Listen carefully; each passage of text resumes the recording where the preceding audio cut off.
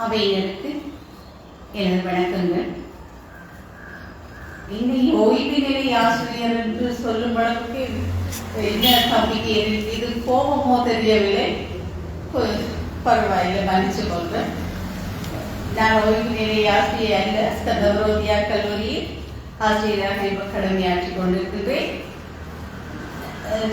இன்றைய நாளில் எனக்கு இந்த சந்தர்ப்பத்தை அளித்த சகோதரர் தனஞ்சன் அவருக்கு நன்றி. இந்த நூல் ஆசிரியர் ஐரோப்பிய நாட்டில் வாழ்ந்து கொண்டிருக்கின்றார். ஆனால் அவருடைய வேர் இங்கிருப்பதால் இந்த மண்ணின் விளையாட்டுகளும் இந்த மண்ணின் பழக்க வழக்கங்களும் எங்கள் சிறுவர்களின் உள நிலைமைகளை கொண்டு 9 கதைகள் ஆக்கப்பட்டுள்ளது. இலக்கியங்கள்ல மிகவும் கஷ்டமானது எதுன்னு சொன்னா சிறுவர் இலக்கியங்களை படிப்பதுதான். பெரியவர்களுக்கான இலக்கியங்களை நாங்கள் படிக்கின்ற போது அதில் இருக்கும் சரிபிழைகளை அவர்கள் பகுத்தறிவு செய்து கேள்விகளோடு ஏற்றுக்கொள்வார்கள், சிலர் விலக்கி விடுவார்கள். ஆனால் சிறுவர் இலக்கியங்கள் அப்படி இல்லை. சிறுவர்களுக்கு படிப்பது மிகவும் கடினமான, அவர்களது உலகத்தை நாங்கள் மிகவும் நுண்ணிப்பாக அவதானிக்க வேண்டியிருக்கிறோம்.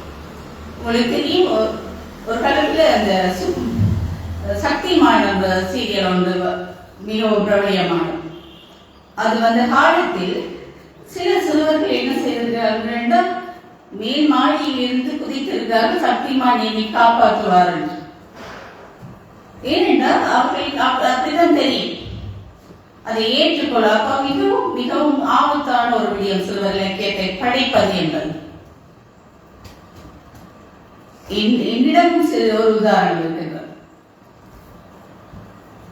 பள்ளியில் பாடசாலையில் இந்த புழு வெயில வர்ற துன்பம் என்றில்லாத புழு எவ்வளவு துன்பப்படுகிறது பற்றிய ஒரு அந்த உதாரணம் டீச்சர் அந்த கிளாஸ் முடிச்ச உடனே எனக்கு அது பார்க்கணும், பிராக்டிக்கலாக பார்க்கணும். உங்களோட வீட்டுல அந்த பூஞ்செடிகளுக்குள்ள தேடி பிடிச்சு ஒரு பெரிய புழுவை கொண்டு போய் அதுவும் சீமேந்த நிலத்துல அந்த புழுவை விட்டுட்டு குந்தி இருந்து கரநேரம் பார்த்து கொண்டு வந்து என்ன செய்யுது. அதை நினைச்சு இப்பவும் எனக்கு சரியான மன வருது. இன்னும் மொக்கு வேலை பார்த்துருக்கேன் நான். அதை துடிக்கிறத, அந்த வெயில சொல்றத பார்த்து இருந்திருக்கு. அது சரியான பிள்ளையா என்றா அதுதான் சிறுவர்கள் எதையும் நம்புவார்கள். அவர்களுடைய மனதில் களவு.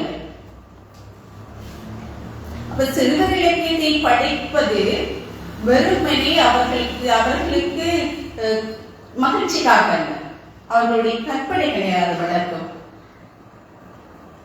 அவர்களுடைய சிந்தனை ஆற்றலை தூண்டும்.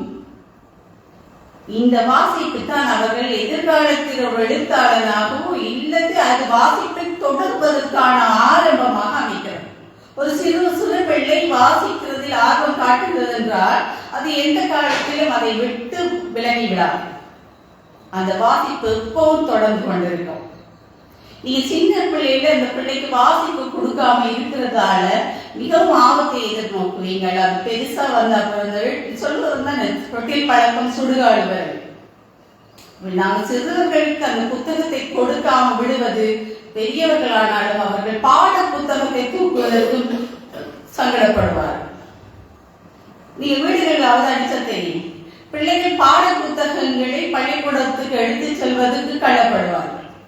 அந்த கல்விச்சாலைகளில் கொடுக்குற டியூன் அதை விரும்பி படிக்கிறத நீங்க பார்க்கலாம். சுருக்கமா இருக்கு அப்படி இப்படி ஏதாவது சொல்லுவாங்க.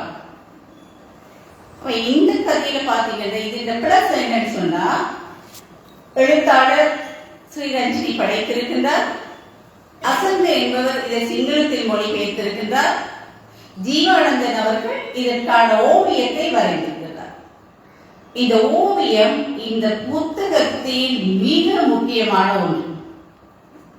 இந்த கதைக்கு மிகவும் அழகான அழுத்தத்தை கொடுப்பதோடு தற்கால மனிதர்களை அம்பளிமாமா கதைகளோ அல்லது புத்தகங்களை பார்த்தா பழைய ஒரு சாயல், ஓவியங்கள பழைய ஒரு சாயல் இருக்கு. நாங்கள் எங்கேயோ பார்த்த பழைய புத்தகங்கள் ஓவிய சாயல் இருக்கு. ஆனா இந்த புத்தகத்துல இந்த ஓவியரின் படங்கள் தற்கால மனிதர்களை, தற்கால வாழ்வியலை, தற்கால பழக்க வழக்கங்களை வெளிப்படுத்துவதாக அமைகிறது. சிங்களத்திலேயும் ஆங்கிலத்திலேயும் இந்த கதைகள் இருப்பதனால் இப்ப இதுல ஒரு நன்மை இருக்கிறது. நாங்கள் ஆங்கிலம் படிக்கிறதுக்கு இந்த கதைகளை சின்ன வாக்கியம், அதுக்கு இளம் மொழிபெயர்ப்பு இருக்கு. சிங்களத்தையோ தமிழையோ நாங்கள் ஆங்கிலத்தையோ இலகுவாக புரிஞ்சு கொள்றதுக்கு இருக்கு. இப்போ 9 கதைகள் இருக்கு. எளிமையாக ஆரம்பிக்கும். இப்ப நான் முதலாவது கதையை உங்களுக்கு வாசிக்கிறேன். மது ஒரு சிறுமி, அவளுக்கு 5 வயது. மதுவுக்கு லட்டு பிடிக்கும். மதுவின் அம்மா மதுவுக்கு லட்டு செய்து கொடுத்தார். முதலாவது லட்டை மது அப்பாவுக்கு கொடுத்தார். அப்பா அதை வாங்கி மதுவுக்கு ஊட்டி விட்டார். ஓ அப்பா, நான் உங்களுக்கு தந்தேன் என்றால் மது, நான் என் குட்டி பிள்ளைக்கு கொடுத்தேன் என்றார் அப்பா. அம்மா அவர்களை பார்த்து மகிழ்ச்சியுடன் சிரித்தார். இவ்வளவுதான், எளிமையா முடிச்சு.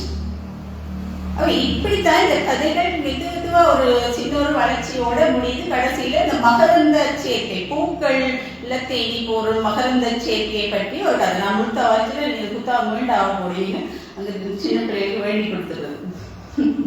அப்படி இந்த மகரந்த சேர்க்கை பற்றி ஒரு கதை இருக்கிறது. இதுல சொல்லப்படுகிறது என்னன்னு சொன்னா, இந்த பின்னால் இருக்கிற கதைகளை பெற்றோரின் அல்லது பெரியவர்களின் உதவியோடு வாசிக்கலாம். என்ன பொறுத்தவரை அது தேவை. எங்களை விட புரிச்சு கொள்ற பக்குவம் அந்த பிள்ளைகிட்ட இருக்கு. சில நம்பினாலும் இந்த கதையை புரிச்சு கொள்ற பக்குவம் இருக்கு. இந்த 6 வயதுக்கு உள்ள சிறுமிகள் அல்லது சிறுவர்கள் அதீத மூல வளர்ச்சி, அந்த 6 வயசு வரையும் அதீத வளர்ச்சி. அந்த காலத்துலதான் நம்ம உணவுகளை, பொருத்தமான உணவுகளை, பொருத்தமான பழக்க வழக்கங்களை, பொருத்தமான வார்த்தைகளை பிள்ளைகளிடம் நாங்கள் கற்றுக் கொடுக்க வேண்டும். 6 வயசுக்கு பிறகு நாங்கள் எவ்வளவு உணவை ஊட்டினாலும், சத்துள்ள பொருட்களை கொடுத்தால் கூட அந்த பிள்ளைக்கு அது பிரயோசனம் என்றுதான் மாறும். அது பிரயோசனம் இல்லைன்னு சொல்ல நான் சொல்ல மூளை வளர்ச்சிக்குரிய அந்த காலத்துல மிகவும் 6 வயசு வரையும் அந்த பிள்ளையை மிகவும் நாங்கள் கவனமாக பார்ப்போமானால் பின்னால் எங்களுடைய உதவி இல்லாமலே அவர்கள் வாழ்க்கையை ஜெயிக்க முடியும்.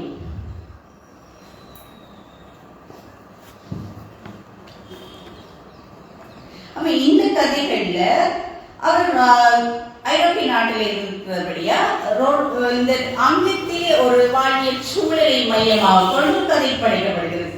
ரொனால்டோவின் பனி கொட்ட ஆரம்பித்தது. நான் வெளியில் போய் பார்க்கட்டுமான கோபி அம்மாவை கேட்டான். சரிவா போவோம். ஏன்னா அம்மாவும் கோபியுடன் சேர்ந்து வெளியில் போனான்.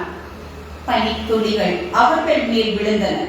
கோபி வாயை திறந்து பனித்துளிகளை ஆசையாக ருசித்தார். இப்ப நாங்க மழைக்கு செய்யற வேலைதான். மழை காலத்துல நனைய விட்டா இல்லாட்டி இப்போ கூட நாங்க இப்ப சின்ன பிள்ளைகளுக்கு அந்த கதையில இப்ப மோட்டர் சைக்கிள் நாங்க போய் தச்சலாம், மழை வந்துட்டா நான் கூட அதை செய்யறேன். மழை துளியை சாப்பிடுறது, ருசித்து பார்க்கிற அந்த பழக்கம் இருக்கு. அப்ப இங்க என்ன செய்யுது, பனித்துளிகளை ருசித்து பார்க்கிறார். சற்று நேரத்தில் நிலம் தெரியாத அளவுக்கு பனி நிறைந்தது. கோபி ஒரு பனி மனிதனை செய்தார். அப்பாவை அழைத்து அந்த பனி மனிதனை அவன் காட்டினான். பனி மனிதனுக்கு பக்கத்தில் ஒரு தேவதை செய்வோம் என்றார் அப்பா. உடனே கோபி பனியில் படுத்துக் கொண்டான். கால்களையும் கைகளையும் நன்கு விரித்தான். அதன் பின் தங்கைகளையும் கால்களையும் முன்னும் பின்னும் மாட்டினான். இப்போது பனி மனிதனின் பக்கத்தில் ஒரு தேவதை. அவர் அந்த தேவதை நிலத்தில படுத்திருக்கிற அந்த பொசிஷன், அந்த அடையாளம் தான் அந்த தேவதையாக கருதுகிறார்கள் என்ற ஒரு விஷயத்தை நாங்கள் அறிஞ்சு கொள்றோம். அந்த சூழலுக்கு கேட்க ஒரு சிறுவர் கதை ஆயத்தமாக இருக்கு. இது என்ன பெரிய வேலை, சிறுவர் இப்படி எழுதினா கதையெல்லாம் நம்ம எழுதலாம், அப்படி இல்லை. இந்த கதையை பார்க்கத்தான் அது எளிமையாக இருக்கிறது. ஆனா அதுக்கு பின்னாலே இருக்கிற சிறுவர் உளவியல் என்பதை நீங்கள் ஒரு உளவியலாளராக அல்லது ஒரு தாயாக தந்தையாக இருந்து விளங்கிக் கொள்ளுங்க. இது மிகவும் கருதியான கதைகளை கொண்டதாக இருக்கின்றது.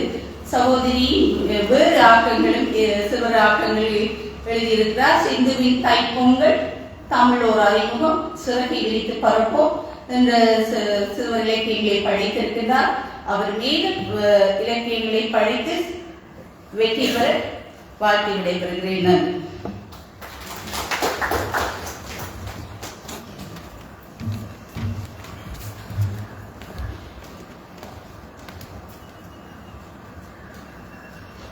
அறிமுக உரையினை வழங்கிய எழுத்தாளர் மற்றும் ஆசிரியருமாகிய திருமதி ஸ்ரீலேகா பேருந்தகுமார் அவர்களுக்கு நம்முடைய மனமார்ந்த